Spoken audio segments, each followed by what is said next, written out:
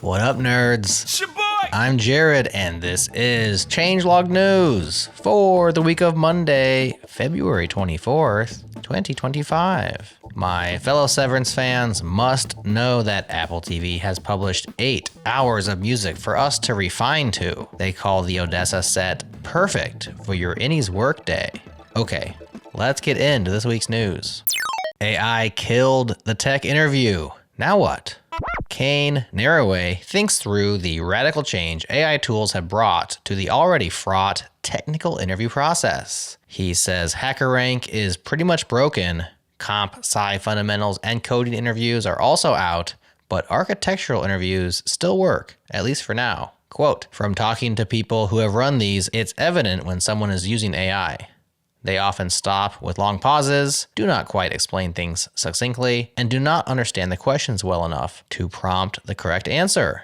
As AI gets better and faster, this will likely follow the same fate as the rest, but I would give it some years yet." End quote. Kane suggests 5 options of how we can adapt, some of which are better than others.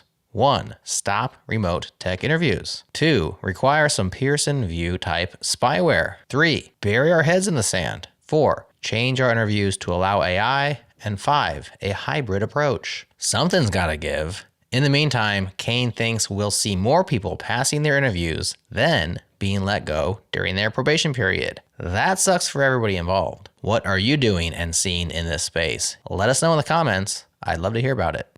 An app to lock your apps until you touch grass.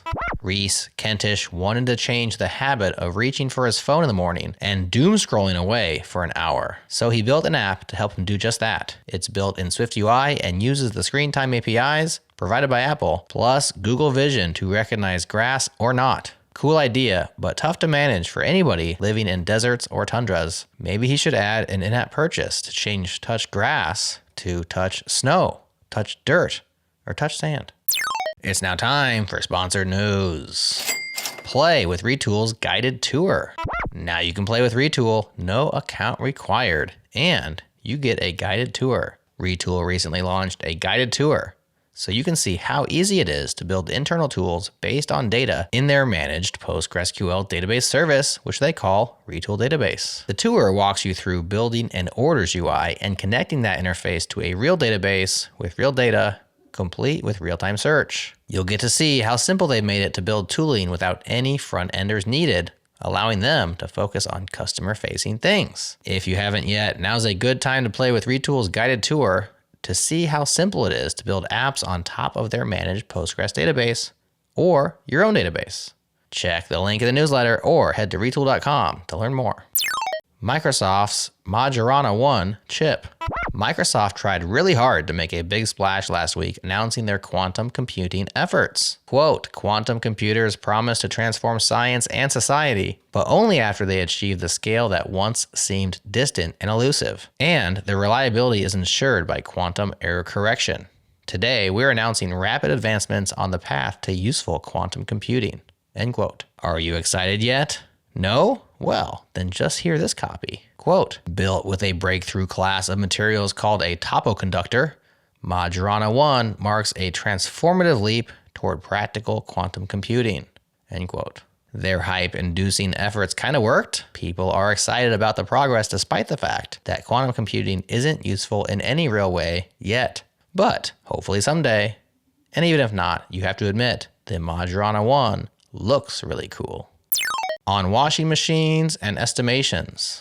Chris Horsley recently had a saga installing a new washing machine that he thought would take 10 minutes. It ended up taking him 4 whole hours. Sound like anything we know? In this excellent analogical post, Chris tells the tale of the 6 yaks he had to shave during his install process and what he learned from the whole ordeal. Quote, "What we fail to factor in is that while 90% of the project will be the same, there's going to be one critical difference between the last 5 projects and this project that seemed trivial at the time of estimation, but will throw off our whole schedule."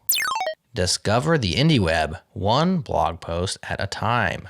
Andreas Gohr built something cool. It's like StumbleUpon before capitalism got it, but for the IndieWeb. Why did Andreas build it? Quote, I love reading text written by real people, texts that don't want to sell something. But how can you discover texts you can't search for because you don't know they exist? That's where this page comes in. Click a button, be surprised, and maybe discover your new favorite thing.